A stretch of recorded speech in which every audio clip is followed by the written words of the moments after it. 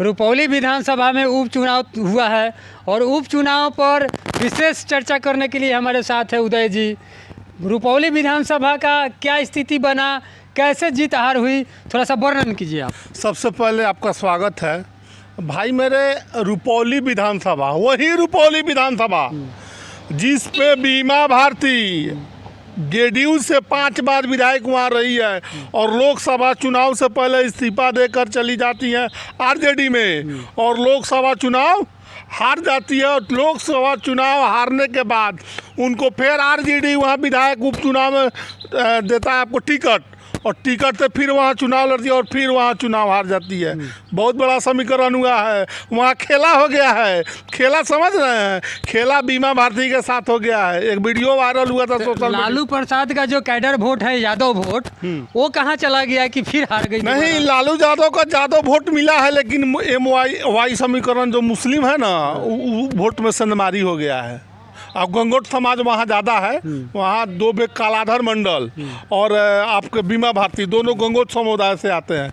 दोनों ने एक दूसरे के वोट में संदमारी किया है और वहाँ पर निर्दलीय शंकर सिंह, वही शंकर सिंह जो कि 2000 में विधायक बनते हैं, उसके बाद से 2020 के चुनाव में 2 नंबर पर रहते हैं और शंकर सिंह 8211 वोट से चुनाव जीतते हैं रुपौली विधानसभा उपचुनाव और जनता उनको चुनाकर विधानसभा में भेजी है। तो ये समीकरण जो आप बता रहे हैं, एक बात बताइए कि यादव वोट लालू प्रसाद के साथ था और लोकसभा में चुनाव लड़ा था मुकेश सहनी के साथ, तो क्या मुकेश सहनी के सहनी समाज था कि नहीं इस बार?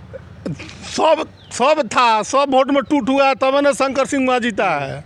ऐसे कैसे जीत गया है? टूट होने का कारण क्या था? देखिए, जो विधानसभा का जो उपचुनाव हुआ है ना, उपचुनाव में आपको खेला ही हुआ है। देखिए, वहाँ रैली कौन नेता नहीं किए, खुद तेजस्वी यादव रैली किए, खुद वहाँ पे नीतीश कुमार रैली किए, कितने मंत्री MLA रैली किए, तब एनडीए वहाँ हार जाता है। और जो इंडिया गठबंधन से जो तेजस्वी यादव के पार्टी, लालू यादव के पार्टी से थे खड़ा वहाँ पे बीमा भारती, वो भी चुनाव हार जाती है। तो समझ लीजिए अब बिहार का राजनीति किधर जा रहा है। अब सोचिएगा कि हम यादव हैं तो यादव वोटर हमारा साथ है, हम राजपूत हैं तो राजपूत वोट हमारा साथ है, लेकिन वो सब जमाना गया।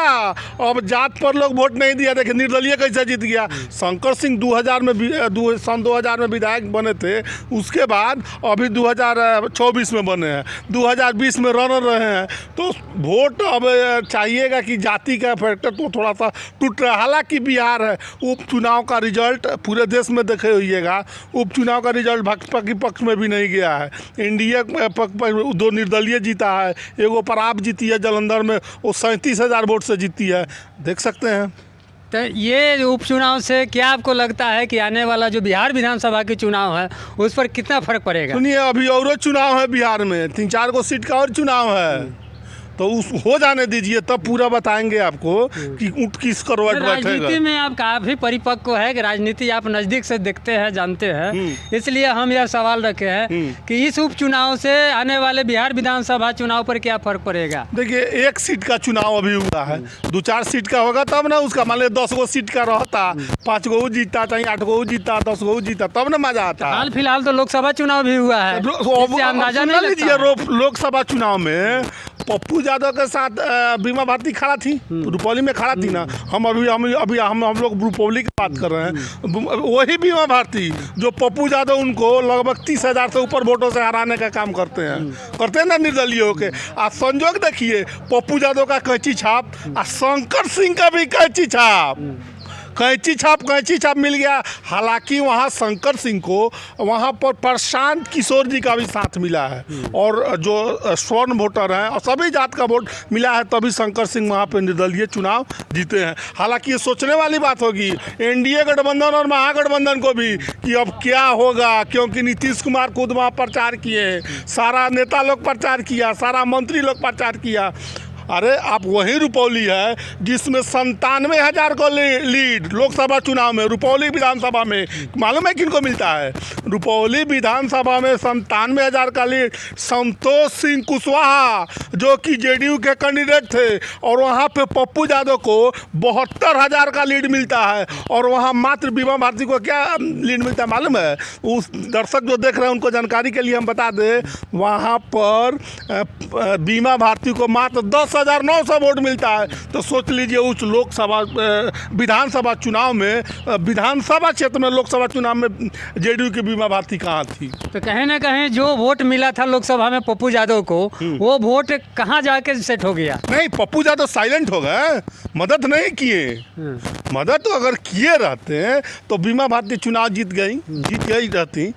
वहाँ तो देखिए सीमांचल का कुछ सीट ऐसा है ना, सीमांचल का सीट उस पर पप्पू यादव का दबदबा है। आप मानिए या ना मानिए, कोई माने या ना माने, दर्शकों को जानकारी के लिए बता दें, पप्पू यादव सीमांचल का शेर है। जानते हैं पप्पू यादव वहाँ कुछ होता है, लोग पूर्णिया में तो क्या करता है, सरकार का वहाँ नंबर थोड़ी डायल करता है, वहाँ पप्पू यादव का डायल करता है। पप्पू यादव वहाँ का शेर है। रुपौली में जहाँ हुआ बीमा भारती का हार का कारण एक ही है कि वो वहाँ पे पप्पू यादव का सपोर्ट नहीं मिला, और वहाँ दोनों गठबंधन से लोग छूट हो गया था, इसीलिए हार का कारण है। तो पूर्णिया में पप्पू यादव का जब लोकसभा चुनाव था तो उस समय तेजस्वी यादव बोला कि आप भले ही एनडीए को दे दीजिए लेकिन पप्पू यादव को वोट नहीं कीजिए। तो क्या वो फर्क देखिए, राजनीति में ना कोई दोस्त होता है ना दुश्मन होता है। अभी रुपौली में पूर्णिया लोकसभा चुनाव में देखे ना, पप्पू यादव के खिलाफ खड़ा थी ना बीमा भारती खड़ा थी, तो फिर जाके क्यों उनके पास गई? वहाँ से बोले होंगे तेजस्वी जी कि जाइए वहाँ पर पप्पू यादव से मिलिए, कहीं दाल उल गल जाएगा। तो वहाँ तो दाल गला नहीं, पप्पू यादव ठीक है मदद करेंगे, प्रेस कॉन्फ्रेंस भी करके पप्पू यादव कहते हैं कि हम मदद करेंगे, लेकिन कहीं मंच पर साथ नहीं सीखते। सबसे बड़ा कारण है पप्पू यादव को बीमा भारती का हारने का, यही बड़ा कारण में से एक माना जा रहा है इसको। चलिए, तो अभी आप देख रहे थे चंपारण उदय न्यूज़ पर इस वक्त की बड़ी खबर जो रुपौली से आ रही थी, और रुपौली पर विशेष चर्चा हम हो रही थी उदय जी से। धन्यवाद।